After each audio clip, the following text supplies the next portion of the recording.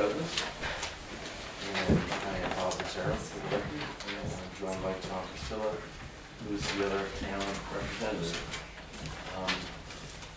Next on the agenda is opening comments. I'll leave it to you if you have any whatsoever. Well, thank you, Mr. Mayor, and I want to thank you for starting this meeting off, and want to say that I am pleased that we are finally able to reconvene this committee for some important discussions and recognize all of the great work and many hours that went into the writing of this document over 20 years ago.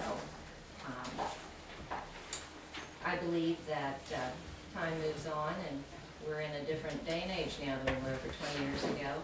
And I think it's unfortunate that all the work that went into this document has resulted in so much angst for so many people because of it being a written document that is very much open for interpretation and somewhat ambiguous in many areas.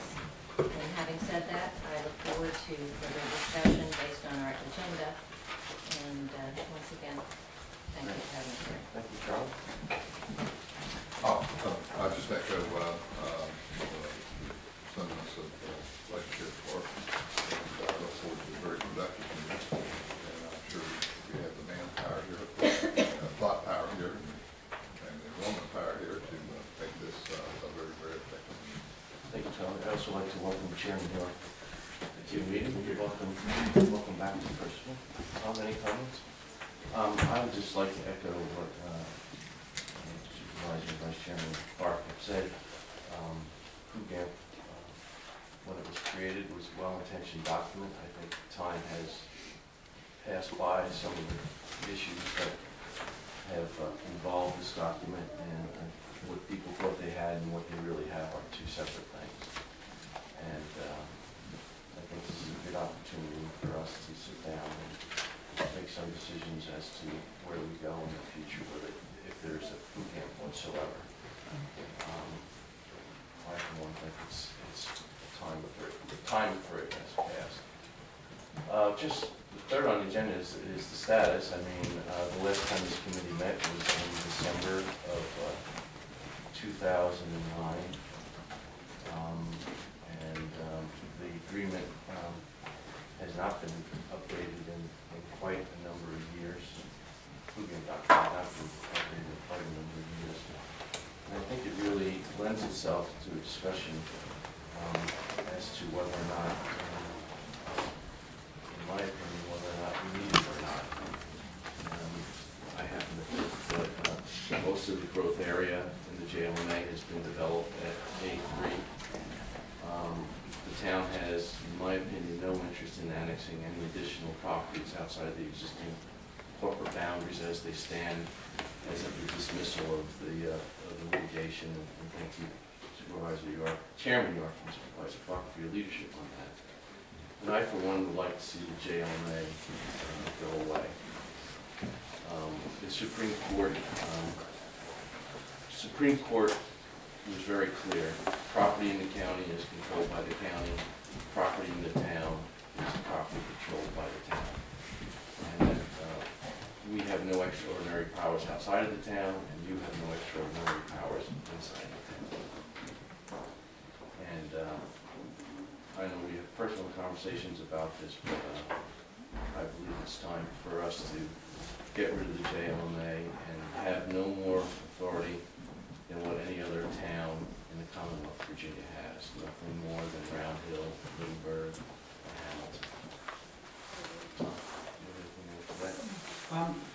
Just that, having been here long enough and had the privilege of attending some of the meetings when I moved in about PUGAMP, and also still being involved, probably read every letter, memo, meeting minute, listened to the meeting tapes about what was the intent of the PUGAMP document. I think originally people's expectation was it would be joint decision making.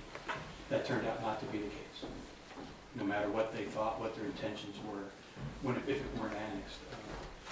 I think Bob said it well, that the vast majority of what was the UGA and now the JLMA is developed by right in the county. So I don't know what the percent land mass would be, but it's probably 3/4 of it, somewhere near there. And the county has had issues with how the town may be planning for utilities for that. Legitimate, whether I believe they're legitimate or not, it's irrelevant. The county has concerns, so those are valid concerns. And then looking back over history, I think the best annexations that were truly had to be joined was when they went to the circuit court. 1965, most of the property east of Maple Avenue was annexed right before the bypass was built. Essentially tripled the size of the town at that point. The properties owners, the county and the town went to the circuit court and made their case and arguments, and the circuit court essentially gave everybody a level playing field, which I think, back to Pugam, that's what everybody wanted. Everybody wanted to be on equal footing. And I think, I forget which one of the trials it was, but Judge Chamberlain reminded everybody during one of those cases, he said, you all had to have a special agreement, and you're here today complaining about that special agreement. He says it worked well before you had it, everybody else works well with it in the Commonwealth. So everybody going, you know, if there's an annexation consideration, it goes to the circuit court. The county and the town go in partnership with the landowner and sit down and see what makes sense for everybody that's involved. And I think that probably, having that now in hindsight, that's probably the fairest way to do it. It solves everybody's concerns. There's no political footballs associated with Pugam moving one way or another. Not holding people up because of politics, not letting people through because of politics, whatever people's perspective is.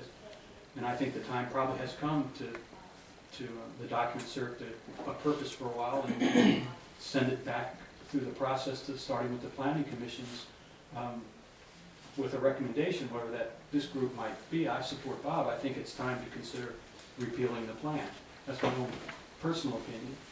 That public process through the planning commissions will take public input, will take the perspective of others who haven't been as involved. They may find some issues in there that perhaps I haven't thought about or hadn't occurred to me, which may make sense. So it's important to be open to their recommendations. But I do agree. I think it's time to consider repealing the plan. If I may say to the other three members of the committee, I'm getting my footing on Pugam, and I've read a lot of material on it. And the more material I read, the more it starts to stabilize from a very consistent view, and probably what all of us will agree to discuss today. One of the things of interest to me that didn't pop out in any of the literature that I read was in Loudoun County, is the town of Purcellville the only town that has this type of an agreement, or are there other towns that have similar agreements? Pugam is we're the only one in the Commonwealth, I believe, that have such a plan. Like the town of Hamilton doesn't have Pugam, or They shrunk their jail. They have no jail and Lovettsville has. Hamilton does have a joint land management area, but no annexation. But no annexation. Oh, okay. And Round Hill has a joint land management area, but they have done all their annexations through boundary line adjustments through the court. But this is kind of like a test With the case, counties. was it? Unique.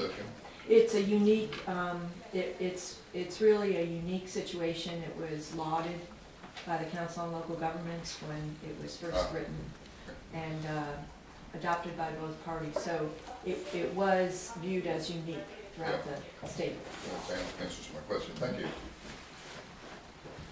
So, with that said, again, there's been some misinformation put out to the public. The town wants to annex Brown's fabrication. The town wants to annex that neighborhood fabrication. And so, I think the best way of dealing with that is putting it to rest, shrinking the town to its existing borders, which includes the balance of Patrick Henry, which is Sophia, and a small piece of Brooklyn Orchard. And as Tom said, we want no more authority than what other towns have, and working with the county, should someone be interested to be annexed in the future. And I think it guarantees everyone being at the table, the property owner, the town, the county, and the public. Let's assume that the town wants to annex some property. I mean, there's a natural order of county order and state order processes that you have to go through anyway. Is that correct or not? I mean, I was looking at Pugam and it looked like some duplication in some of the areas of functionality that we're going within the county that is also was also addressed in Pugam. So is that not true that there are checks and balances in place to move that along in a judicial manner in the county? My understanding would be is that as it was, assuming the Pugam and the annexation agreement weren't in place, that those landowners would have to go to circuit court. There are, I don't know what the Which is legal the terminology, natural whether you file Which an is the natural application. order. yes, to- that's Right. provided under Yes, statute. yes, yeah, okay, good. Or- So it doesn't preclude annexations, it just sends them from this body to the circuit court where it used to be. But it's not automatic, I guess is the case, right? No, Yeah. and it's no different than what anybody I else mean, that's the has. value, that's the fear, and that removes that fear. Well, I don't know if it does that, but yeah. Well, it mitigates it to the Yes, point sir. I that, agree with you. you know, there's checks and balances in Yes, sir. place. Absolutely. Go ahead, Jen. Mr. Mayor, I just wanted, if we could just briefly touch on water, because that also is a theme of discussion that has occurred regarding or surrounding Pugam for the many, many years. And I am aware that at the inception of this document, that water was in a different place, or the town was in a different place with respect to water. And the town has done yeoman's work in building that capacity and getting it to a point now that is my understanding you folks are in providing, being able to provide water based on the area that you're discussing or mentioning that the boundaries would Yes. be. Well, Patrick Henry College has has a water and sewer agreement where they have to provide a well as part of their annexation. So that's been taken care of. But to give you some frame, we've doubled our access to water. As I said, I think in 2004 we were certified by DEQ for a little bit over 500,000 gallons a day. We're now at 1,063,000 gallons a day certified by DEQ, with 2 or 3 other projects that we're working on right now that will increase our capacity to up to 1.5 million gallons a day. So from a water perspective, we're good for the next 30, 40 years in terms of our water capacity. And the sewer plant has the capacity. As you know, you were here when I think we did the final contracts for that. We have the sewer capacity as well for the existing corporate boundaries. And I think if there was any further annexation, the issue of utilities would be something that would be considered as a part of it. I think what the town doesn't want to find itself doing is what has occurred in the past where properties were annexed and the town was playing a lot of catch-up in the utility area. What I have heard consistently from residents of Percival, as you know, is that they like to be able to shop here and go to the stores here. We have twice denied annexation requests for more residential development. When we comprehensively remapped the town, we took more than 1,000 residential units off the planning map. So people do not, the residents do not support, nor I support annexations for more residential. And I think what we're trying to do here is through this process is ensure that county, the town, the citizens, and the property owner all have an equal seat at the table by eliminating the Pugam and the annexation agreement. I think one of the things with utilities too, we changed, I say we, the last few councils changed our approach. You know, historically, the town had tried to provide water based on an average consumption, average daily consumption, made some estimates for businesses were one category, so 500 gallons a day, I think is what they had predicted for businesses, but the types of businesses have changed over time. They become more water intensive. So in our last go-round about water supply, what we did was say we're going to provide peak. We're not going to provide average. So there is a cushion of sorts above the typical day. And we also went back and looked at and categorized the business uses and came up with several ways to approximate the water use for the new types of business in town: restaurants, schools and other things use a lot more water than our previous metrics that we use. So above and beyond what we believe we have adequate water capacity for 30 years, that's part of the plan we submitted to the Northern Virginia Regional Commission to show that, to meet that new mandate that we can provide water through 2030. And it's a conservative number when you look at taking into account peak and the different types of businesses too. Thank you. Do you have a motion, Tom? Okay. No more comments? Any other comments? Scott?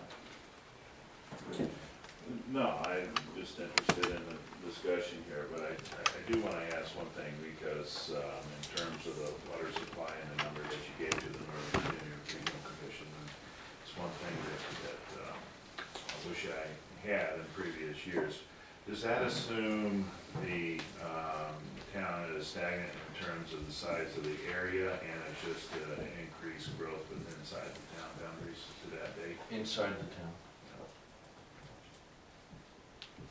I mean, yes, inside the town. I mean, the other limiter is on the other side, which is the sewer plant side. I mean, sewer plant is 1.5 million gallons. And it has the capacity, physical space, I should say. To go up another half. But there would be a permitting process to go through to get the discharge permit into the receiving town. That's the checks and balance. No, absolutely. I mean, you know, we're not Leesburg. We don't have a pipe into the Potomac, and so they're just a totally different, you know, system than ours. And so, from a planning perspective, I think any folks who are involved in this business knows that development is going to go around water and sewer, and the town has a limited amount, and we have chosen to ensure that today's citizens, and not only today, but the next generation, we're self-sufficient. And that is one of the issues, well, at least 1965, when I looked through the package that was submitted to the circuit court, that they go through in fairly great detail about the ability to provide utility service to whatever the proposed annexation is. Any discussion, you have a motion, Tom? Yes. I move that the Joint Policies Review Committee recommend that the Board of Supervisors and the Town Council direct their respective planning commissions to undertake a review of the Percival Urban Growth Area Management Plan and consider a recommendation to the Board of Supervisors and the Town Council to repeal the plan. Second. Can I make a friendly amendment? Sure. And the annexation agreement.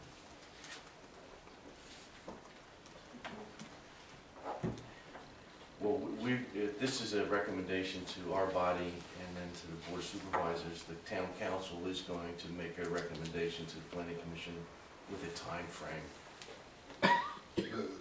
Both planning commissions. Well, I can't tell your Planning Commission what to do. Don't presume to do so, but we are going to give our Planning Commission a certain time frame upon which to give us a recommendation. It's not going to be left to the ether.